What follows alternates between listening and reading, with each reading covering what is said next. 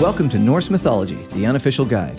It's unofficial because I'm neither a credentialed academic nor a time-traveling medieval Norse pagan, but I deal with this material directly from the sources, interpreted through the lens of the experts and their opinions. If you're looking for depth and detail in a simple and accessible way, then you're in the right place.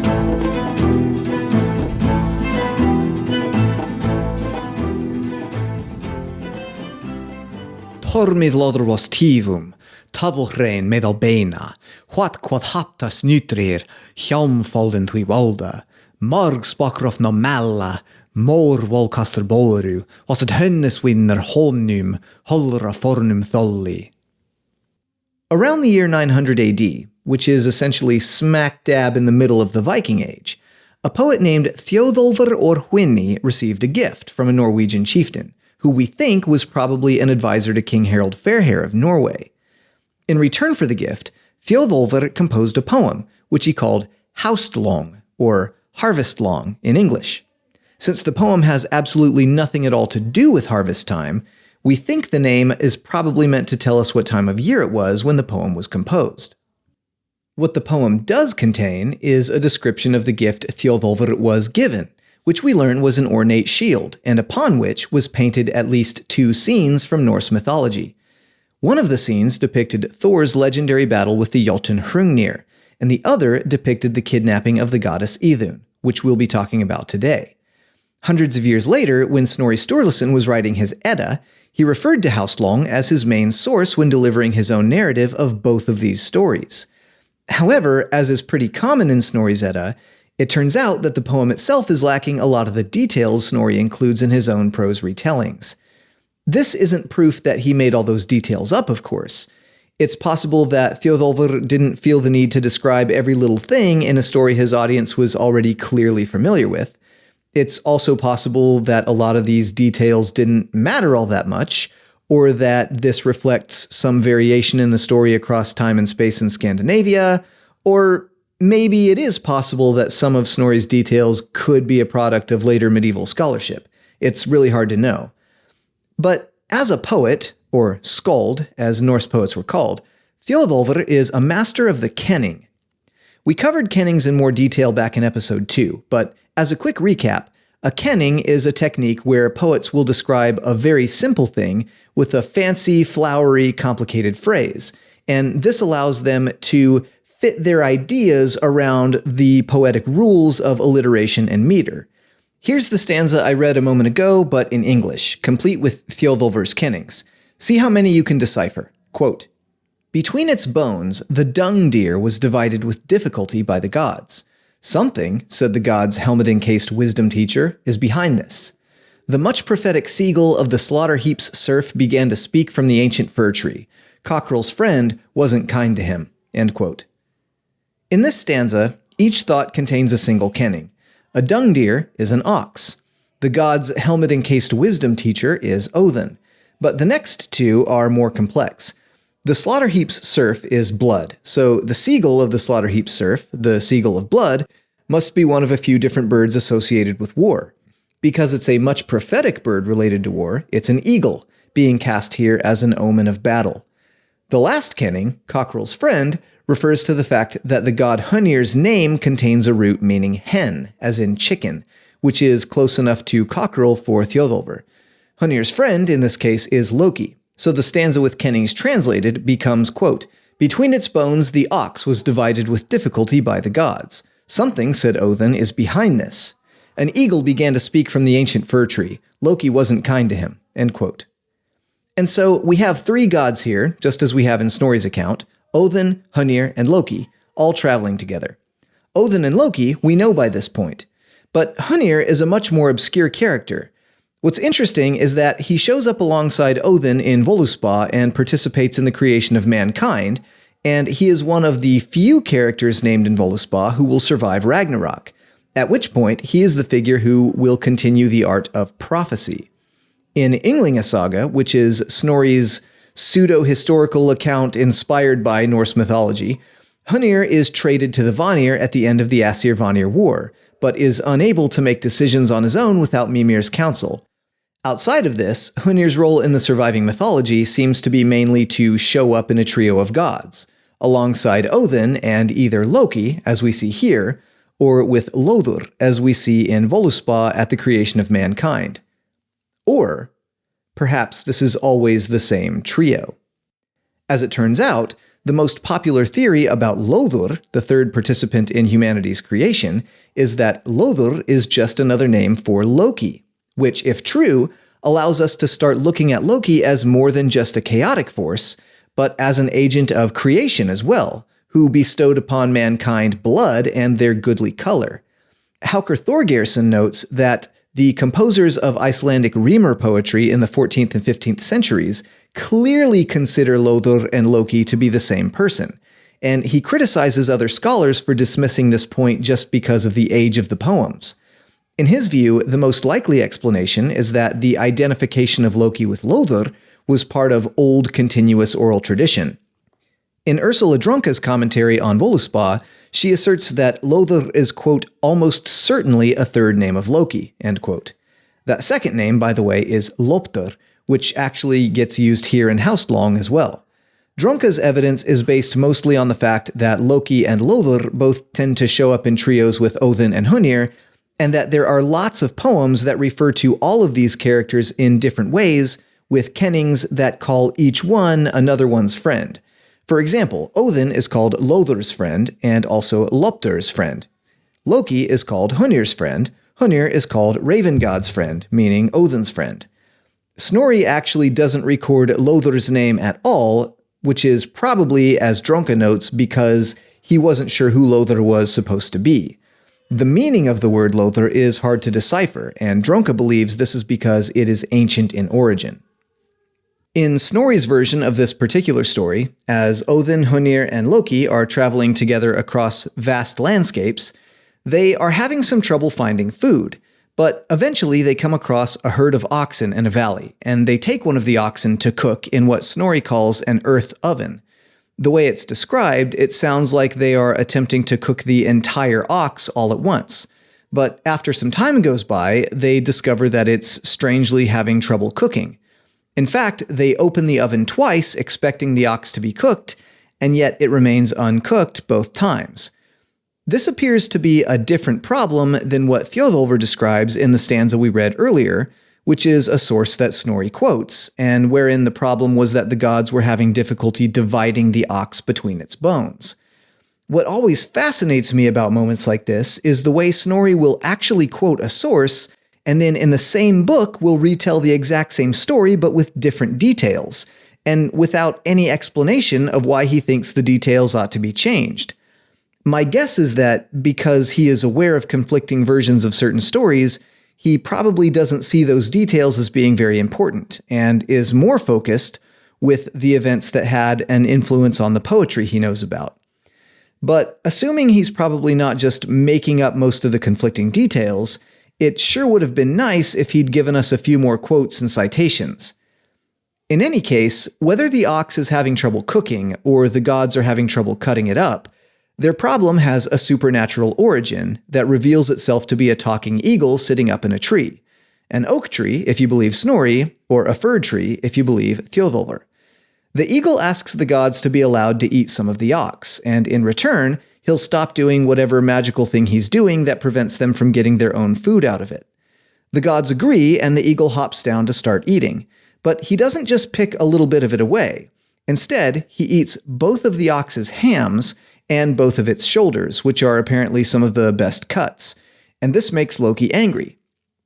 Loki picks up a pole of some kind and starts swiping at the eagle, but the pole somehow gets stuck to the eagle's body as it takes flight, and for whatever reason, Loki's hands are stuck to the other end. So the eagle starts flying around pretty low to the ground, and Loki's feet are getting banged up on stones and trees and stuff, and he starts to worry that his arms are going to be wrenched from their sockets. So he starts begging the eagle for a truce. The eagle says he will never let Loki go unless Loki solemnly vows to get the goddess Iðunn to come outside of Ásgarður with her apples. And at this point, we should talk about who Iðunn is and why her apples matter. Scholars typically translate Iðunn to things like ever young and rejuvenator. And the best I can tell, these look like they might be interpretive translations that assume the name derives from the word Ið, which seems to imply something like a perpetual motion. Þjóðólfr actually uses a really creative kenning to hint at her name in Haustlång. He calls her, quote, the lady of the brook of the wellsprings cornfield, end quote. The way this works is that a wellsprings cornfield is a wave, which in Old Norse is unr, and the brook of a wave is an eddy or whirlpool, which in Old Norse is an Ida. So without ever actually saying these words, he alludes to the lady of Iðunnar, Iðunn.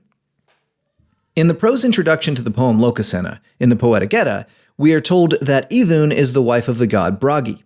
When Loki starts insulting Bragi and calling him a coward for essentially asking him not to cause problems, Iðunn attempts to intervene by encouraging Bragi not to escalate the situation.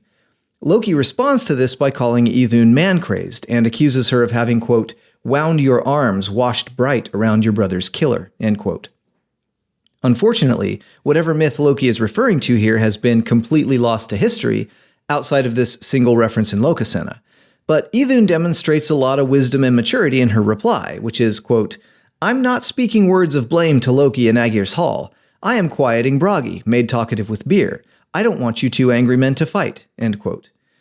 Apart from the Prose Edda and Haustlång, Iðunn also shows up in a poem that probably dates to around the 17th century called Hrafnagaldr Óðins, or Odin's Raven Magic.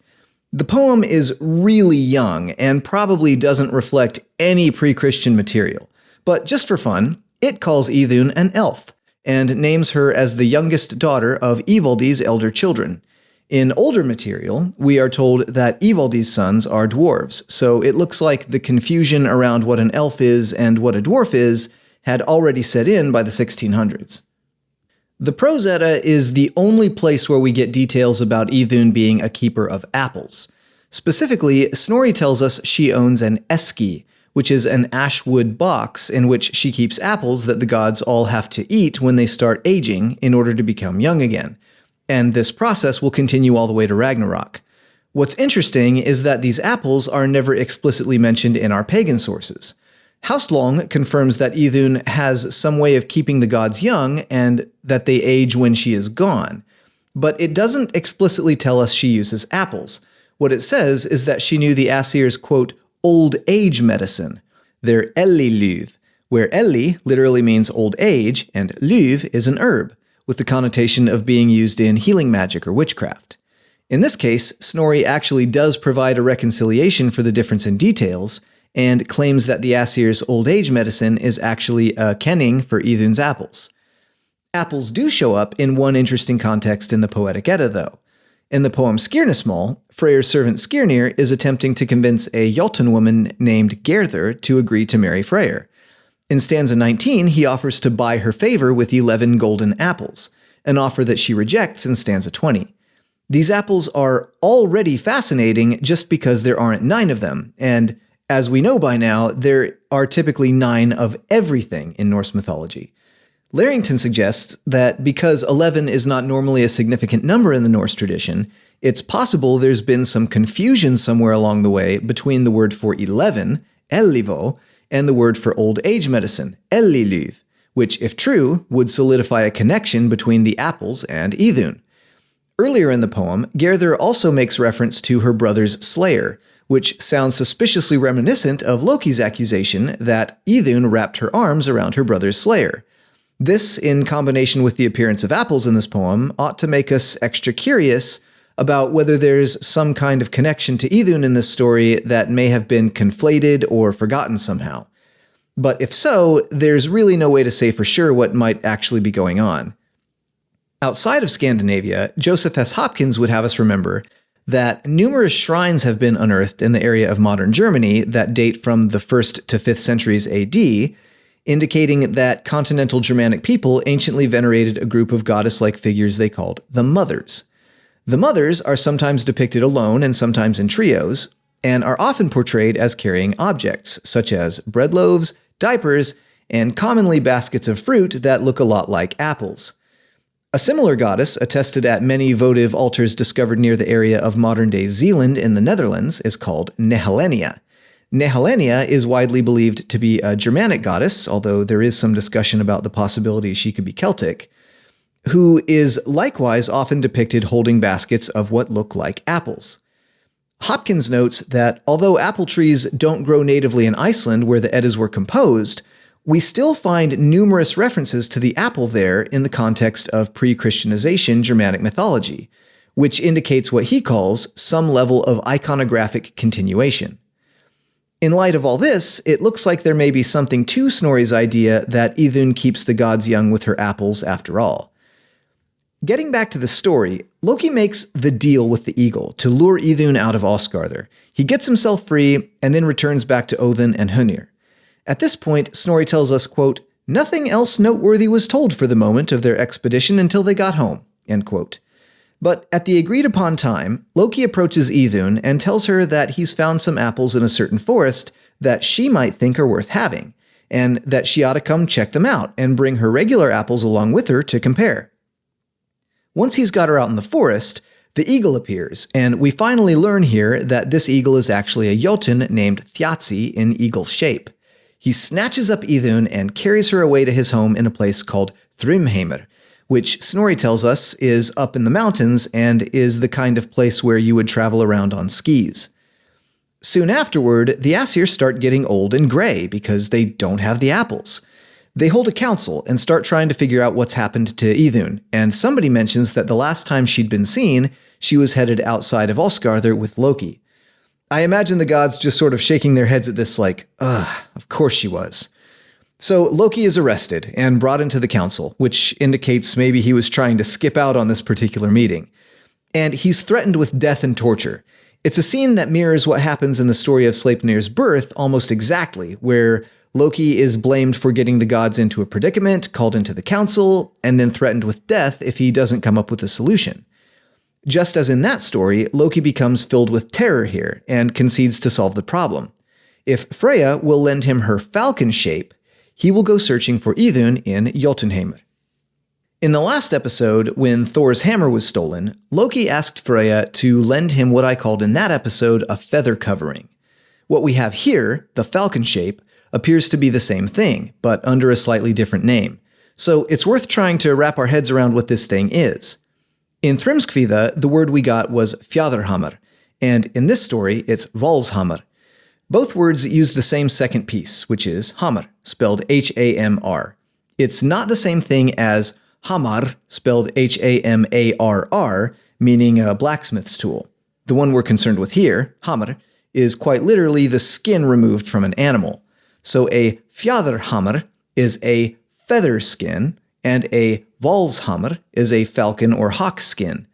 The reason you will usually see this translated to a covering or a suit or a dress or something like that is because obviously humans are a lot bigger than falcons and hawks, so we're trying to imagine how this bird skin translates into something that can be passed around and then worn by different characters. What's really interesting about this story, though, that we didn't see in Thrymskvida, is that when Loki puts on Freyja's falcon skin, he appears to take on the actual shape of a falcon. Transforming into an animal as a result of wearing its skin is actually not that uncommon in Norse mythology and is something that happens to humans as well. For instance, in the saga of the Volsungs, when a couple of characters put on a couple of magical wolf skins and then become wolves as a result. So it looks like Freyja may have an actual object here, some kind of falcon skin clothing that causes the wearer to turn into an actual bird when wearing it. For that reason, you will sometimes see this object called her falcon shape by various translators. So Loki dons the falcon shape and flies specifically northward to Jotunheimr, which is interesting given that Thor always hunts Jotnar in the east. But it's yet another clue that the worlds of Norse cosmology probably aren't supposed to be a series of disconnected dimensions or universes or bubbles floating around on tree branches. But anyway, one day, Snorri tells us, Loki arrives at the Jotun Thjatsi's home, while Thjatsi is out at sea, and while Iðunn is home alone. This phrasing is actually a little bit sad, because the implication is that Iðunn has been missing for several days, having been subject to living in forced captivity under Jotun Thjatsi all of that time, whatever those conditions were like. But Loki swoops in, turns Iðunn into the form of a nut, snatches the nut up with his claws, and then flies away as fast as he can. This, by the way, is our first big clue that Loki is taking on the actual shape of a falcon or hawk here. It's the description that he grabs Iðunn with his claws. Thjazi arrives home soon after this. He notices Iðunn is gone and quickly, quote, tekur hann annar hamrin. He took his eagle hammer, his eagle skin, and having done this, he flies after his missing captive. This seems to indicate that Thjazi's animal shape-shifting powers may work the same way as Freyja's, requiring him to wear some kind of eagle clothing in order to do it. Thjazi pursues Loki so furiously that he creates a storm wind by flapping his wings. And here we have another repeated theme, this time relating to Odin's theft of the mead of poetry, when he transformed into an eagle and was chased by Suttungr, also in the form of an eagle, all the way back to Asgardr. In this case, as Loki closes in, the other gods see him flying and carrying the nut, and they see Thjazi coming in hot behind him. So they gather up a bunch of wood shavings and pile them up against the inside of the wall around Asgardr. Loki swoops down low and dives straight down over the wall, right in this area, and just after he does, the Aesir set fire to the wood, so that when Thjazi swoops down behind him, his wings catch fire and he crashes down inside Asgardr. The gods who are standing nearby then kill Thjazi, and Snorri tells us this killing is greatly renowned. The problem, however, is that Thjazi has a daughter named Skaði, and Skaði is upset about the fact that her father has been killed. So she puts on a helmet and a coat of mail, and she gathers up some weapons of war and heads out to Asgardr for revenge. But rather than fighting her, the gods offer her a compensation package. As atonement for killing her father, Skaði will be allowed to choose any god she wants as a husband for herself. But the catch is that she has to make the choice by choosing from a lineup where all she can see is everyone's feet. Or feet and lower legs, something like that. Secondly, the Aesir have to find some way to make her laugh. Looking at everyone's feet, Skaði finds one pair that she thinks are exceptionally beautiful, and she says basically, this one has got to be Baldur. Surely there can't be anything ugly about Baldur, so I pick this guy. But it turns out to be Njörður. Why exactly Njörður has such gorgeous feet is something we aren't told. We can only speculate. And why exactly Baldur didn't have the prettiest feet is, I guess, even more mysterious. But Skaði is now locked into marrying Njörður, and this marriage is cause for us to stop referring to her as a jÓtun and to start referring to her as an Ósinja, a goddess. Here again, we see that the difference between being a jÓtun or a god is really just a question of whether or not a character has officially joined the Aesir clan. And now that Skaði is joining that clan, it's time for the Aesir to make her laugh, which is something she believes they won't be able to do. But I imagine Loki stepping forward at this point like, hold my beer. And he ties a cord around the beard of a nanny goat and the other end around his own testicles, and he gets into a tug-of-war match with the goat, where both Loki and the goat are yanking and squealing, and then finally Loki drops into Skadi's lap and she laughs. In one final act of compensation, Odin takes her father Thjazi's eyes and throws them up into the sky to form two new stars. The story ends here, but Skadi's relationship with Njörður, Loki, and Odin does not. Earlier in the Prose Edda, Snorri tells us that at first, Njörður and Skaði worked out a deal where they would alternate every 9 nights between living in Thrymheimr, Skadi's home in the mountains, and in Nóatún, Njörður's home by the sea. But after trying it out apparently just once, Njörður decides that he hates the mountains because he thinks howling wolves sound a lot worse than singing swans. And Skaði decides she hates the sea because screeching seagulls wake her up in the morning. Snorri gives us this information by quoting from an Eddic poem that hasn't survived beyond the 2 stanzas he quotes, explaining how each of these characters feels about the other's home. So Njörður decides to stay in Nóatún, and Skaði moves back to Thrymheimr, where she travels around on skis, hunting game with a bow. After this, Snorri mentions, Njörður has his 2 children, Freyr and Freyja. He doesn't say specifically that Skaði isn't their mother, but he does take care to mention that they were born to Njörður after he separated from Skaði. On the other hand, Snorri doesn't give us any indication of who else their mother could be. By contrast, the poem Skirnismál in the Poetic Edda begins with Skaði asking the character Skirnir to go and have a talk with Freyr, who she calls, quote, our son, meaning the son of herself and Njörður. In Finnur Jónsson's translation, he includes a footnote confidently asserting that Freyr was only her stepson. However, I personally don't see how he could come to that conclusion unless he's trying to reconcile the poetic sources with Snorri's later euhemeristic accounts. One thing to keep in mind is that we don't actually have to reconcile different accounts of these stories. During the pagan era, there would have been all sorts of variations in the myths across time and distance, and once we get into the later post-Christian medieval histories, we have to be really careful about accepting details as having been original to the pagan tradition. On that note, Snorri adds a little more to his version of the story in Ynglinga Saga, which I will never stop reminding you is part of his largely fake history book inspired by Norse mythology.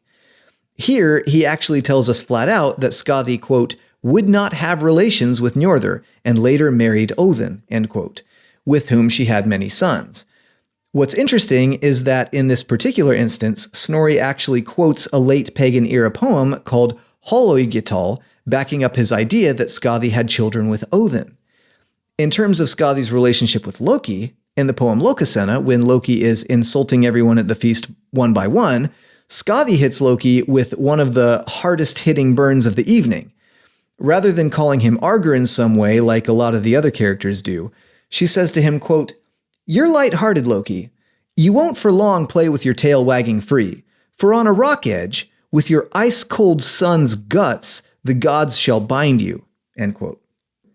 After the two of them trade a couple more insults, Loki replies by saying, quote, gentler in speech you were to Lauvoi's son when you had me invited to your bed.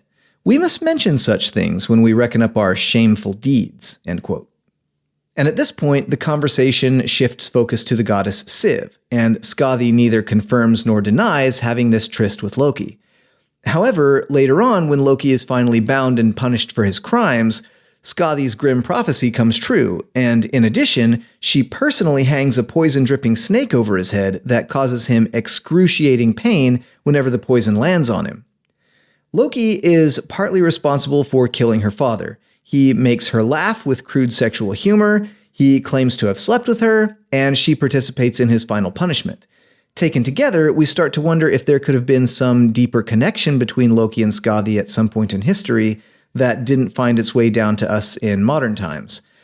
But regardless of whether Loki had some kind of mythical relationship with Skaði, whether or not Skaði is Freyr's mother, whether or not Iðunn's apples are all that necessary, and whether or not Loki participated in the creation of mankind under the name Lóðurr, one thing's for sure. The best way to pay your poets is definitely with painted ornamental shields. So make sure to join me when we talk about the other scene painted on Þjóðólfr's shield and why you should really never throw whetstones. Next time on Norse Mythology, the Unofficial Guide.